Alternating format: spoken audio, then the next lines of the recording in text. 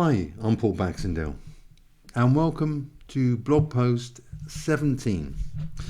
This week I wanted to begin a series of videos on nutrition and the bodybuilder or any athlete who is concerned with reducing body fat composition whilst maintaining maximum muscle tissue during the dieting process.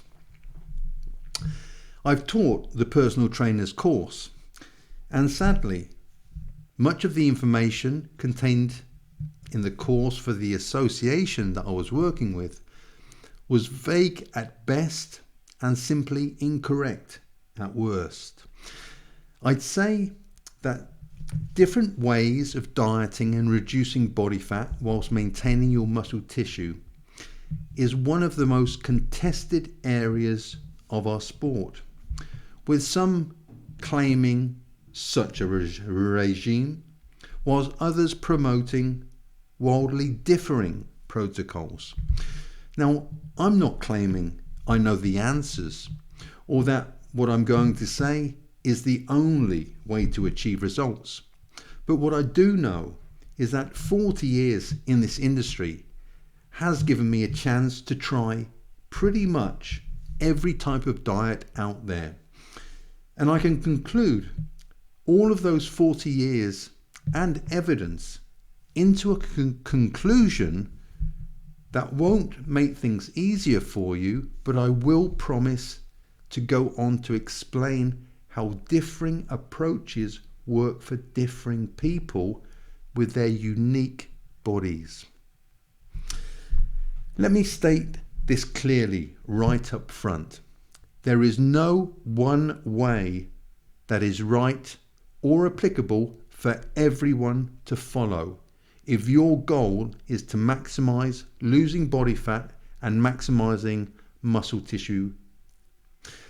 Sorry, but that's the truth. And anyone who tells you that they have the way and that their way they utilize for every single one of their clients, they're ill-informed and simply wrong. The same goes for off-season mass gains. But let's leave that for another video series. For now, let's focus on the one area that gets so overcomplicated by some and yet so confusingly simplistic by others.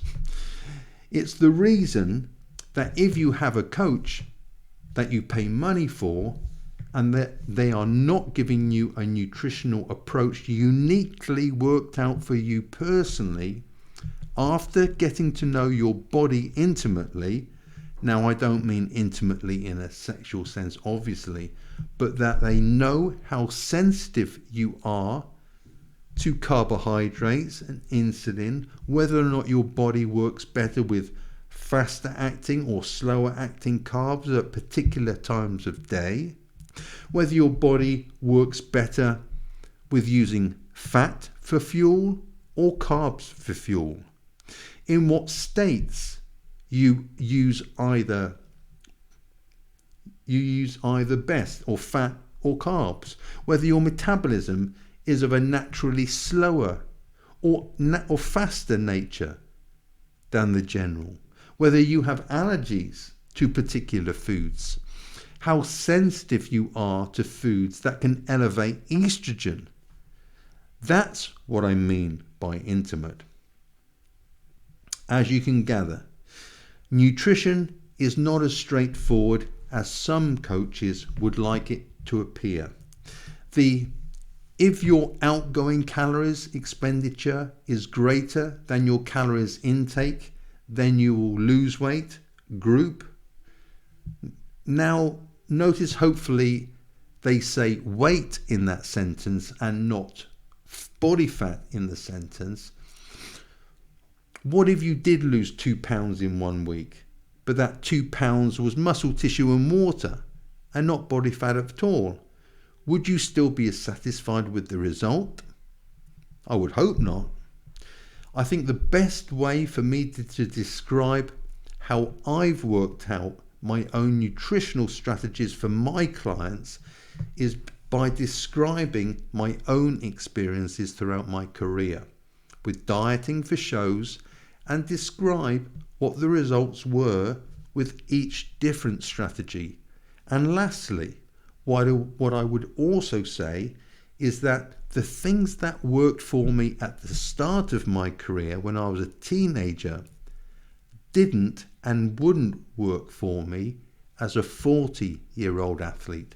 So age is another factor that if your coach isn't taken into account, then my advice would be to get rid of that coach and save yourself some money and either do it yourself and then learn by your own experience, the trial and the error like I did, the things that did and those things that didn't work.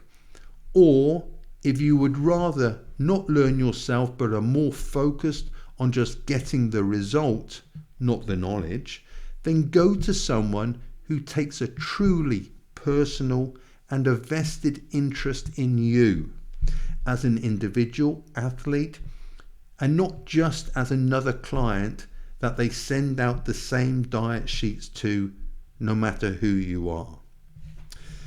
Now, I've probably upset half of the online coaches on here saying that, but the truth has to be told. Most of them, not all of them by far, but most of them are only doing what they were told when they did their 1, 2 or 3 shows, if even that, and that they've never learned truly about nutrition at all, not in a real life situation with different bodies and ages and metabolisms. Now that's fine.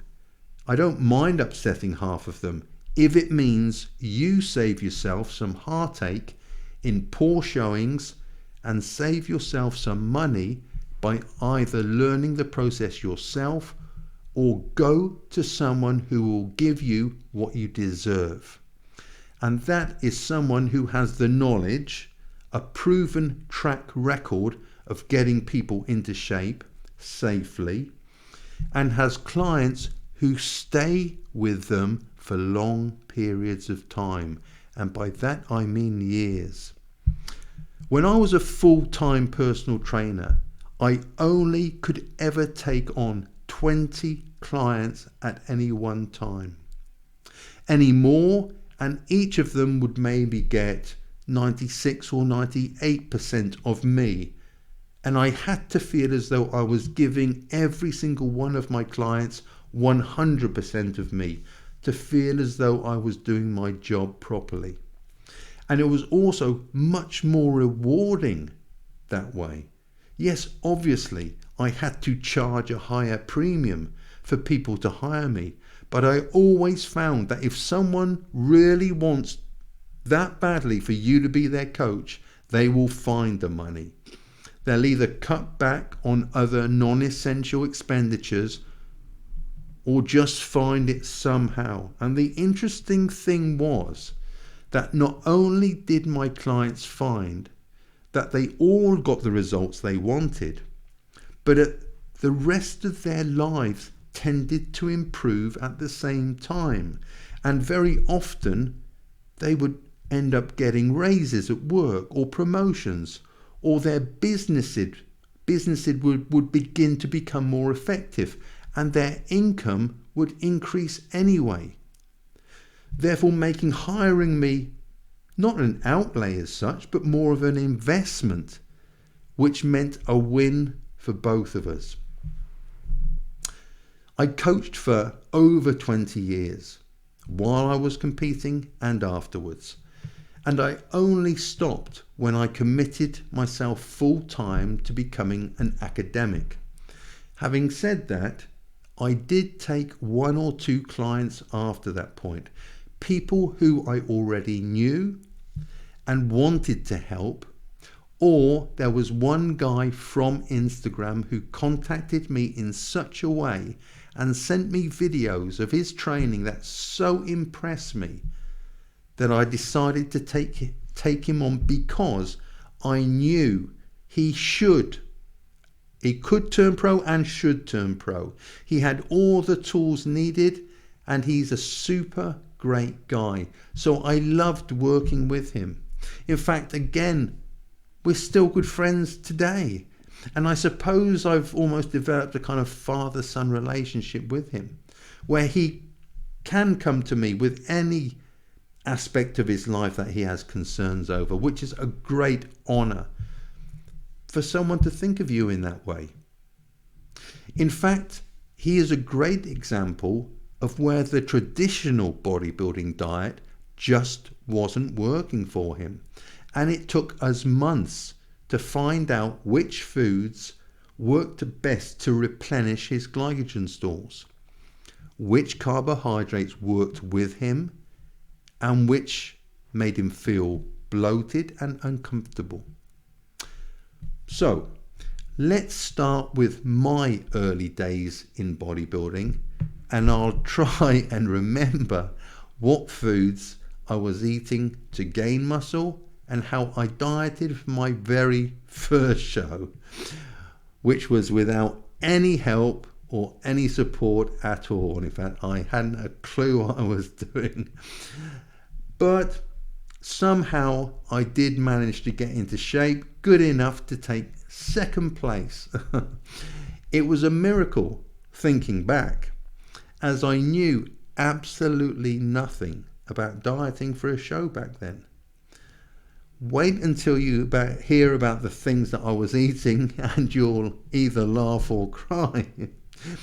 Now, I was going to enter the English Riviera Championships, an independent show, a non-tested show, so I was going to be in a first-timers class, but up against a lineup of guys who I knew were going to all be on the gear. Well, how did I know that? Well, because backstage, everybody was asking and telling each other what they'd used to get ready for the show. And when they asked me, I had to say, nothing, I haven't used anything. Now, going into that show, an old friend of mine was also going to enter it as a first timer too. So I thought at least we had each other to support as we dieted down, and we could compare how we were both looking to make sure if we were on track or not. Now, he worked at the gym where I trained, and I don't know whether it was because the manager of the gym was a natural trainer or that he just didn't want to tell anybody about it. But unbeknownst to me, although he swore to me he was natural, he was actually taking anabolics for the show. He later admitted it to me, but I found out before then, as the person who had been supplying him told me exactly what he'd been using, and that I shouldn't be disappointed about coming in second to him.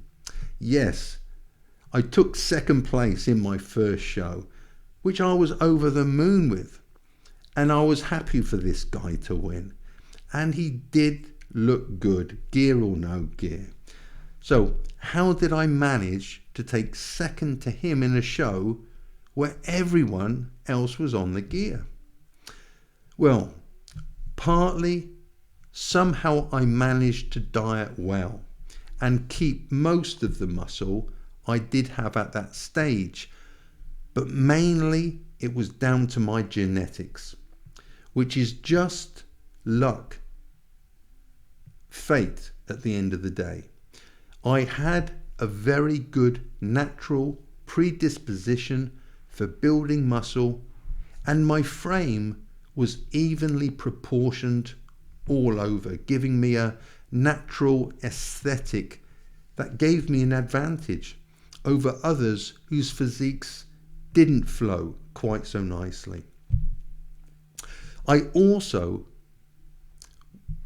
was a bit of a born entertainer, and I had used the song The Wanderer by Dion and the Belmonts as my posing track, which the audience had absolutely loved, ending up clapping in time and giving me a huge round of applause and cheer at the end of my routine. Now maybe that helped too. But how did I manage to get my body fat low whilst keeping what muscle I did have on me with no help? Well, I had been training for 12 years by this time, by the time of that first show. And all of those years had been in hardcore gyms. Now, I hadn't always been a hardcore, intense trainer, but from the time I was about 16 or 17, I was training with hardcore intensity. I'd been taken by Johnny Fuller under his wing. The intensity increased then even further. So I really had a good, solid base of quality natural muscle with which to begin my diet with. I also wasn't extremely overweight when I began my diet, as I kept myself fairly lean all year round, lean enough so I could see my abs all year round. Well, that's through the hair on my stomach and my chest. No, I didn't ever shave back then until the show, but the hair was a relatively positive thing, as it did tell me that I did have a naturally high level of testosterone flowing through my veins.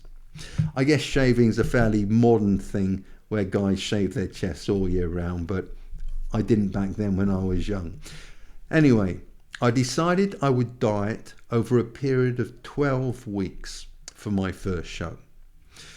Now that would later drop down to a normal 8 weeks preparation, and sometimes even just 6 weeks, as I always found it fairly easy to get lean and still do, although age is now starting to take its toll on me, especially on the love handles on the bottom of my back right here. They're pretty disgusting, but I won't gross you out too much. Let's go back to the diet. Now, I was living by myself at the time. I had my own home, I had a mortgage to pay, and all the normal household bills to go along with that. So I didn't have a lot of money to spend on supplements, nor expensive foods. So I only ever bought protein powder, and there were months when I wouldn't even buy that. And most of my meals were inexpensive carb and protein combinations like mince and potatoes and vegetables, or eggs and rice all scrambled together. Breakfast was either a cereal, a kind of muesli. Occasionally it would be porridge, but often just muesli with milk. My evening meal was normally mince with potatoes, egg and rice combination, nothing fancy. But I didn't have a sweet tooth either, so I never ate dessert, I never ate chocolates, I never wanted it, I never wanted anything sweet. The only thing that I ate, which really wasn't what you would call bodybuilder friendly, was that I loved bread and cheese. And even that I would have maybe just once a week. So I lived simply out of frugality more than anything. But I also did have a mid-morning and a mid-afternoon snack back then, which was the same thing every day. I had a Soreen malt loaf. Other brands are available, I'm sure. And I would cut the loaf in half and cover one side with butter and the other side with butter, have one half in the morning and one half in the afternoon. That was where a lot of my calories were coming from back then. Looking back, I suppose it wasn't too bad for a novice bodybuilder. There were plenty of carbs in that diet, some good fats too, with some cholesterol to make sure my body kept its own natural production of testosterone up. Well, that was my diet at the beginning of my contest prep. It was what we would call high carbohydrate, medium protein and lowish fats, around 10 to 15% fats. So if you like to think in terms of macros, it would have broken down into something like 60% carbohydrate, 25 to 30% protein, and 10 to 15% fats. And that was enough calories for me to be growing, but also sufficient enough and not too much for my abs to remain visible year round. So I must have luckily found the approximate correct number of calories to support my training, which was 6 days a week back then with Johnny. As I began to diet, all I did to begin with was literally clean up my diet by removing any and all bread and cheese from my diet. And I removed the malt loaf and I replaced it with beef stew, potatoes and vegetables in a thermos flask that I took to work back then. And mid-afternoon, I would have a chicken breast with rice and a banana. I trained in the evening back then, and that was the last time I would train in the evenings, as my body is much better suited to training mid-morning up to about lunchtime. And I was lucky enough to have an employer who was so supportive of me to allow me to train during my lunch hour. And then if I had taken longer than an hour to train, they would allow me to work later on in the evening instead of putting it down as overtime, just making it up for the extra time I'd taken at lunchtime. As the weeks went by, I was noticing I was getting noticeably leaner. At the 6-week mark, I felt I needed to up my game though and increase the fat loss. So I began to incorporate half an hour of cardio on a stationary bike after my training in the evening. And whilst I was doing that cardio, I remember I would have a protein shake, a thick protein shake, and I would sip on that while I was doing the cardio. Now, I'm sure no one today would advise eating or drinking anything while you're doing cardio, but I didn't know any better back then. And to be honest, it was still working. The first week of me doing this, my fat loss was noticeable. And so I continued doing it through to week 2. So when I felt that I was a little behind my friend who was doing the show, the one using gear, I would just up my cardio to a full hour after training. And again, I was still sipping that thick protein shake while I did it. With a week to go, I still wasn't completely happy with my condition, as I was enjoying seeing all of these new things popping out of my body. And so I took the banana out of my diet and all of the milk and reduced the portions of potatoes and rice with my morning and evening meals. It's interesting how I took out the carbohydrates, not knowing what I know now, and that I had kept in the muscle-sparing protein in my diet. Somehow I must have sensed it was the right thing to do.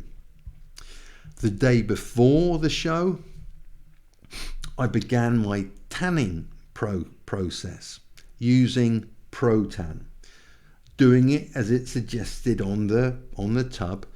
I showered first and exfoliated, scrubbing my skin properly before I put on my first layer of tan. The only problem was, how was I going to tan my back? Fortunately, a lady friend of mine who I worked with offered to help me out and do the job for me. So feeling just a little bit embarrassed, actually very embarrassed, I stripped down to my posing trunks for her as she applied the tan on my back and bits on my hamstrings, which I'd missed too. Now, she kindly offered to do the same thing the following morning before I left for the show. So all I had to do when I got to the show was to apply some oil, get pumped up, and get out on stage. Now, someone had told me to cut my water 12 hours before I was going to be on stage. So at around midnight, I stopped drinking water. I woke up, my mouth was a little bit dry, but nothing severe, nothing that I could complain about. And I took a look in the mirror. I was shocked. I actually looked like a bodybuilder.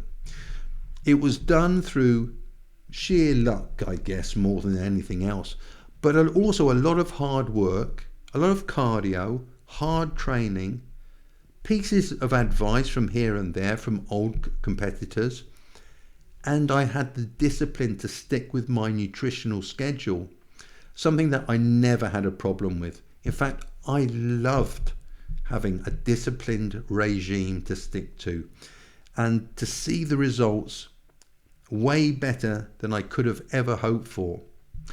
I drove down to Torquay to the show, where I did place second to my friend who won. Looking back, did it bother me that he had lied to me, literally to my face, and to others who were suspecting him of taking gear, and he said he hadn't taken anything at all? No, not at all. I mean, who was the one who was going to look foolish at the end of it all when the truth did come out? It certainly wasn't going to be me. And yes, he was embarrassed when we all found out the truth. In fact, I think he left his job at the gym very shortly afterwards, although hopefully not because his manager found out that he had used gear. As I learned more and more when I became around other top amateurs and some of the pros, I learned as much as I could about nutrition, dieting, and a few tricks to losing body fat. Are there any secrets to losing body fat? No, there's no secrets, but there are a few things which, when put together, can have an impact, a visible impact, where you can accelerate your fat loss when done correctly. I'll go through those in a future vlog post, and I'll do that specifically on losing body fat. But for now, I'll continue the story of my own education in nutrition. And I will say that many of the times I changed things or made changes to existing diets, it was often through intuition, not from other people's advice. If anything, I found that if someone gave me advice that was radically different from the approach that I was taking, that it often backfired, and I either started losing too much weight too quickly, meaning I was losing muscle, or I hit a block and my body fat reduction would stop for a week or two, which led me to the conclusion that you should never try anything radically different from what you're currently doing unless perhaps you are way behind in your prep and you do need something drastic to catch up.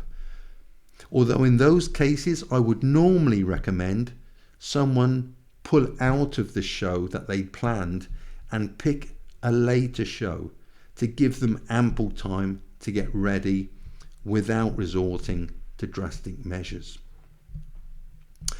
I'll give you one other example for now of a diet that I decided to do and the reasons for it. Up to my late 20s and early 30s, I had always used a high carbohydrate, medium protein, low fat diet to get me into shape for shows, including the British finals. But in 1996, I had decided to do a British qualifier, and I knew that a top British amateur, Sean Dinosaur Davis, was also going to be doing the heavyweight qualifier. So I knew that I was going to be up with a massive fight if I was going to qualify for the Britain that year. By then, I had my own gym and I was stocking and distributing Paul and Kerry's Chemical Warfare brand of supplements. And Paul and Kerry both had input into my off-season, and so did Dorian, who I hadn't seen quite so much of since our first baby had been born, as I just wasn't able to drop everything and head up to Temple for a workout as I used to do. Plus, by then Leroy had taken over full training partner duties for Dorian, and Dorian no longer needed anyone else around, since the big nasty was large and in charge of training partner duties now. Anyway, Paul and Kerry said to me, look, the only way I was going to beat Sean, if at all, was by coming in absolutely shredded to the bone.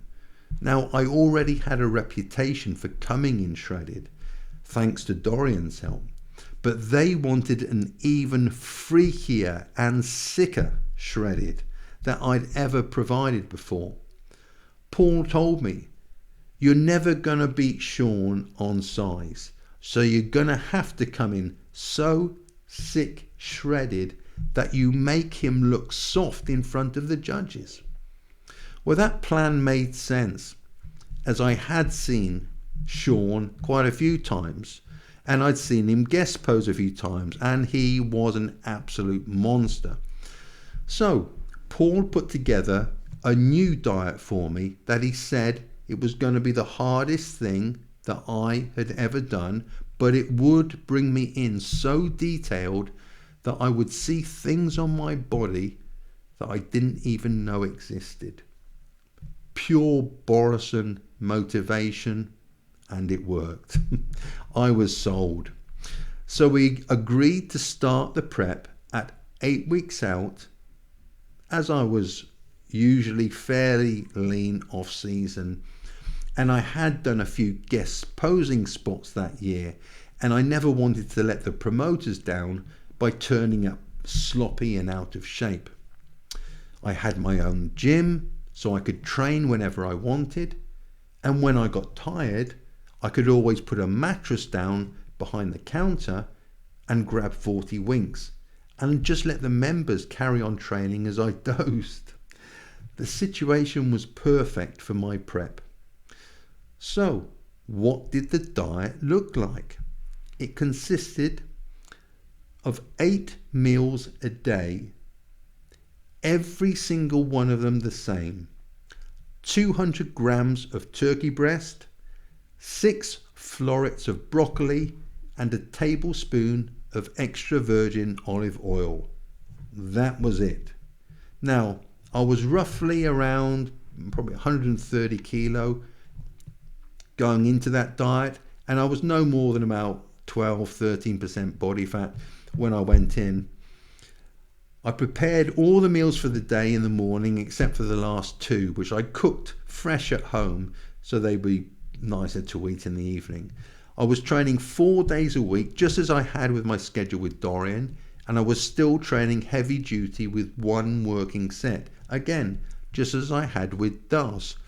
Cardio would be done twice a day, first thing in the morning fasted, and then again in the evening for half an hour each time, with the possibility to increase the cardio to an hour in the morning or both if I needed it.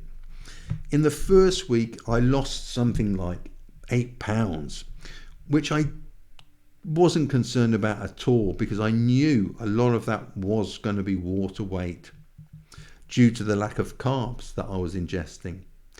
So immediately the change was evident, and it helped me get my mind into full diet mode, ready to do anything and everything to get freakier than I'd ever done before in my life.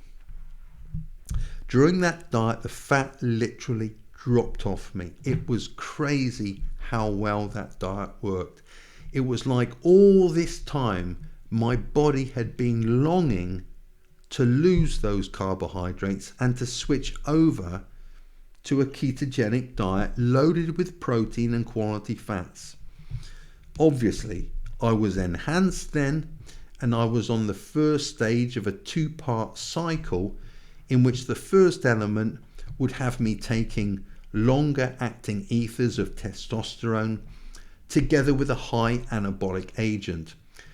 I can't remember exactly what my cycle was back then, but it was one of the highest cycles that I ever did. I think I had taken the test up to 1,000 milligrams a week. It was either enanthate or sustanon. And together with that, I took equipoise or masteron for the first part of the cycle. The second part of the cycle, leading up to the show, was using much faster acting testosterone propionate together with primobolan depot, and the final few weeks adding in winstrol on top of that. To assist the fat burning, I was also taking the ephedrine caffeine aspirin mix twice a day. Once before my morning fasted cardio with water, and then the second lot about lunchtime, so that my sleep wasn't going to be affected late at night. But when you're dieting, your sleep's affected anyway. I was only getting probably about 3 to 4 hours a night. My metabolism was racing so fast.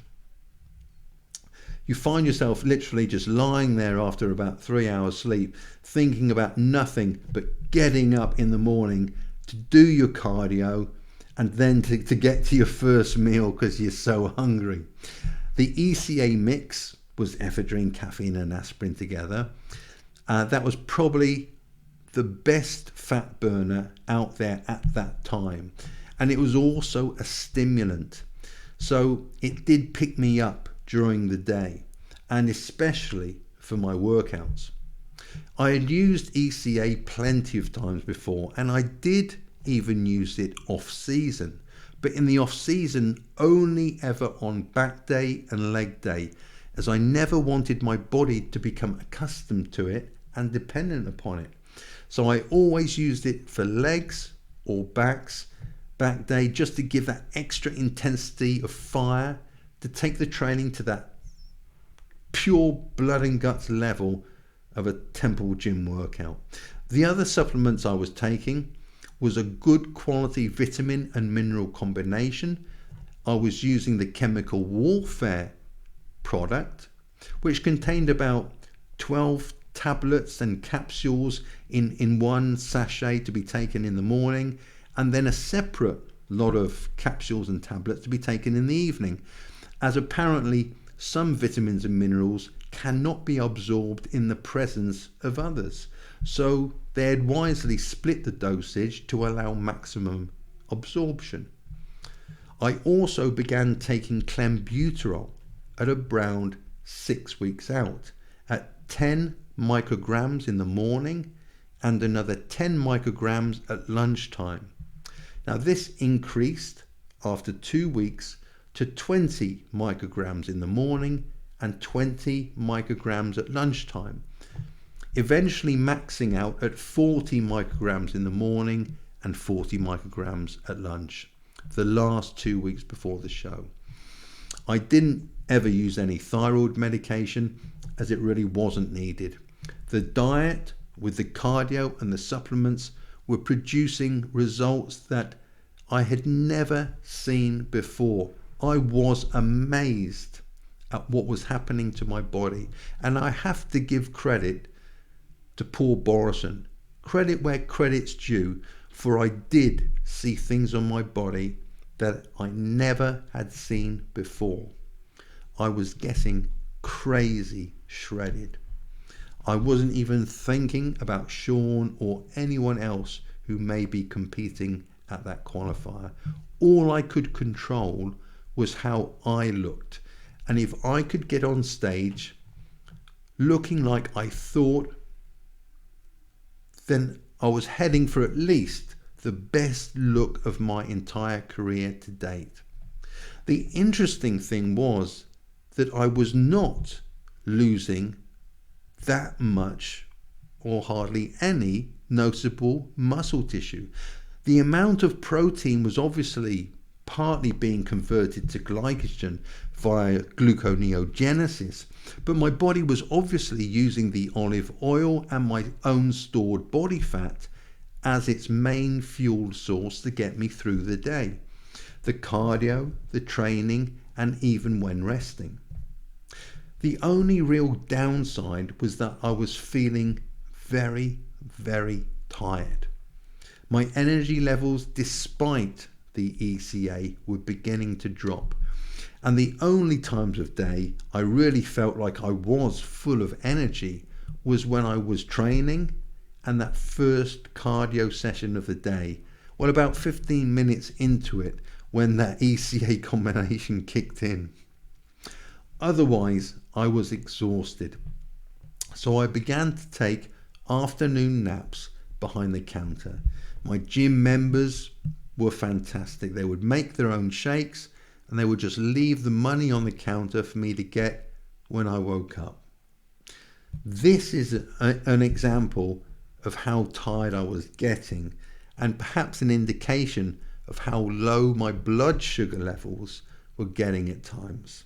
One morning, my wife was downstairs getting ready for her day when she heard a tremendous thump from upstairs.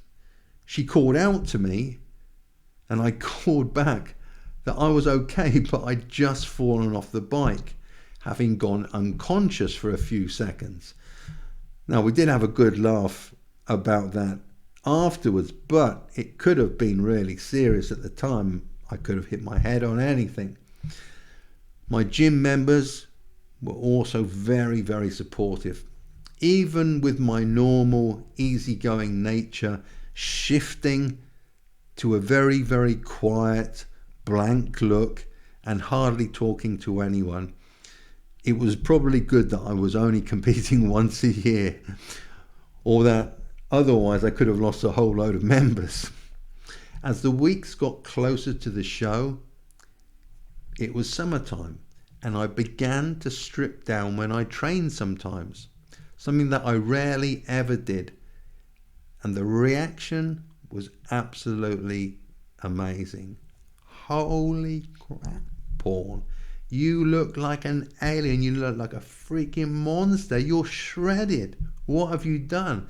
Now, I don't normally go by what gym members say, as they often just tell you what they think you want to hear. But they were right.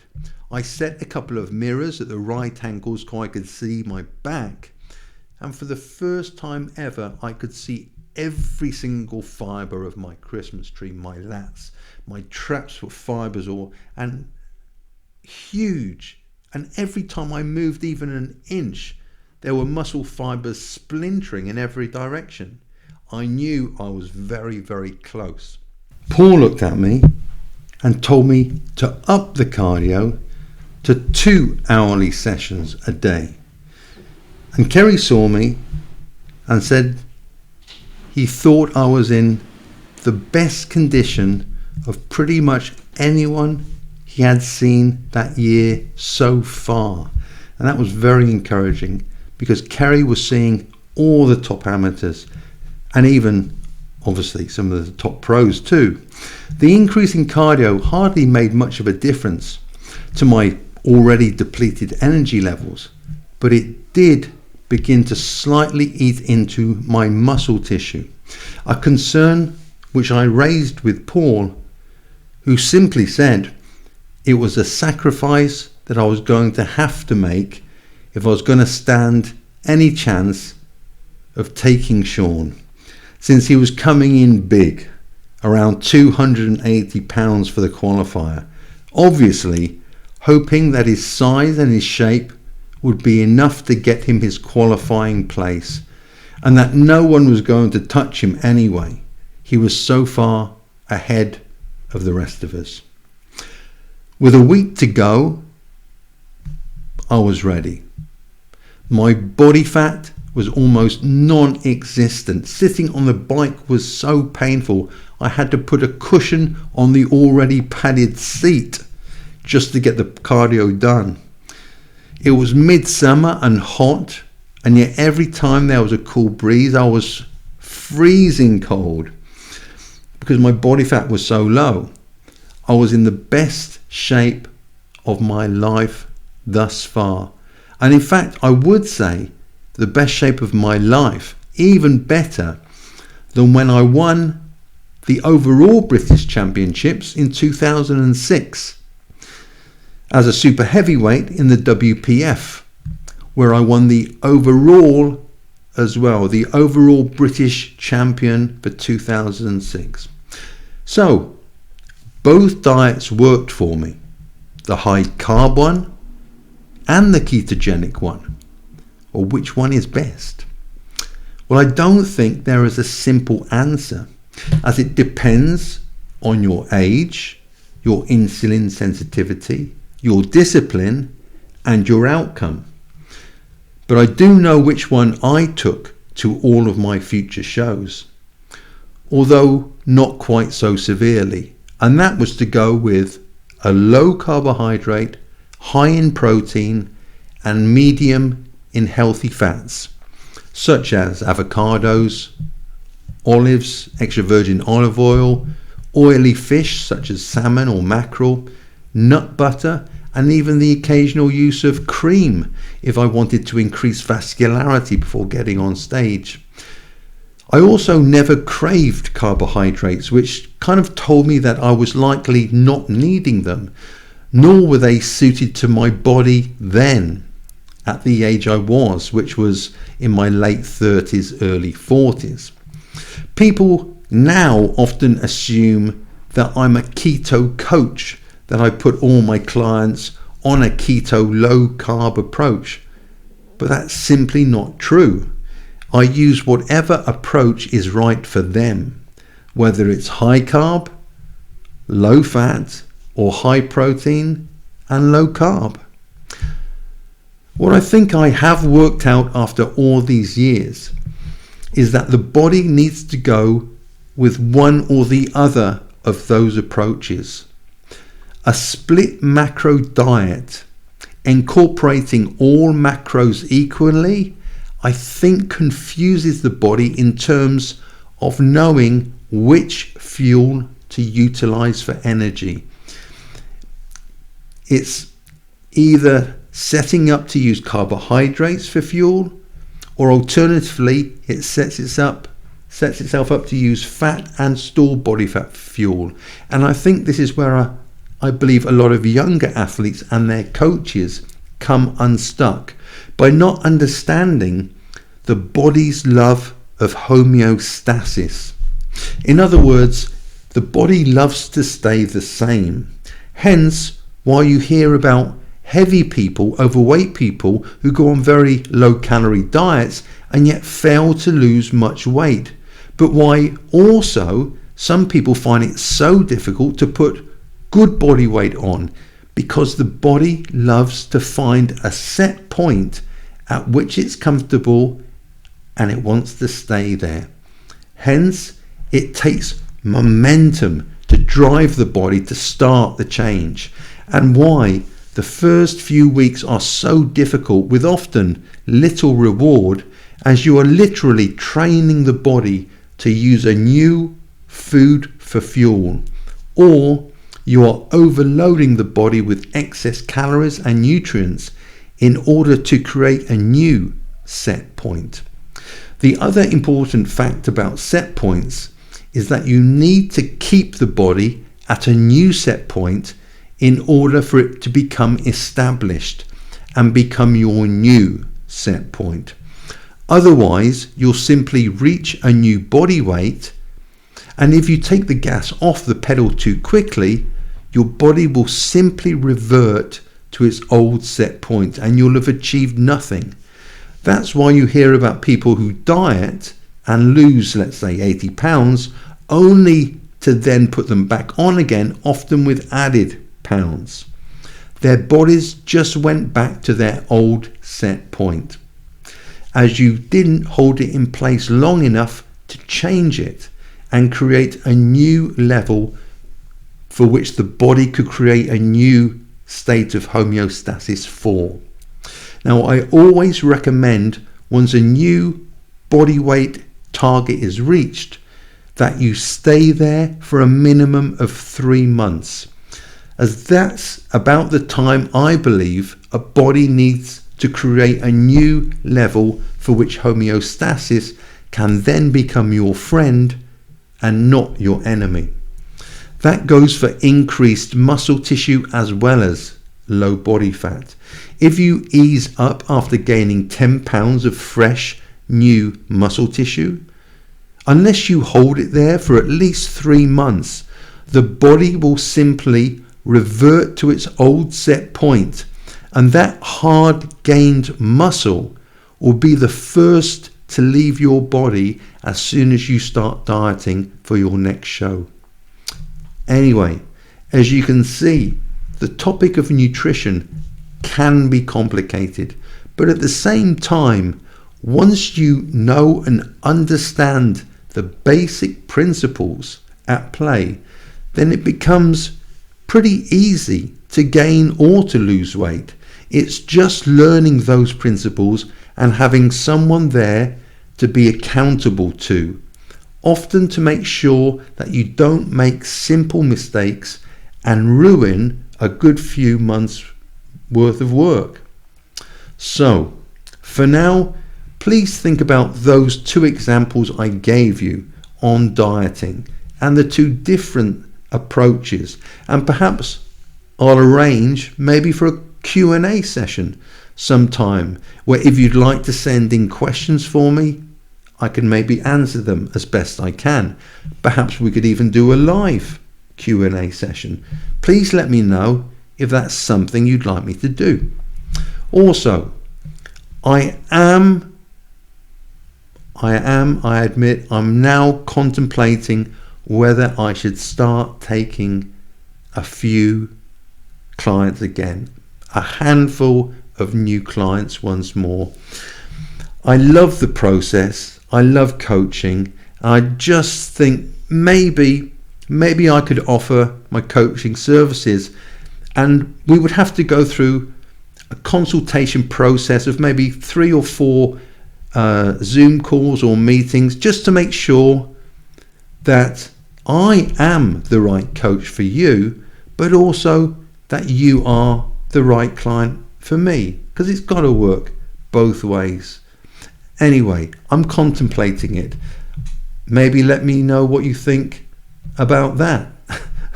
Would you like to see me coaching people again? I don't know. I kind of get excited thinking about it, so that should give me an idea. Anyway, thanks for watching again this week. More to come next week. Lots more on nutrition, on dieting, on off-season gains. So I'll see you again next week. Take care. 3 more reps, friends. Goodbye.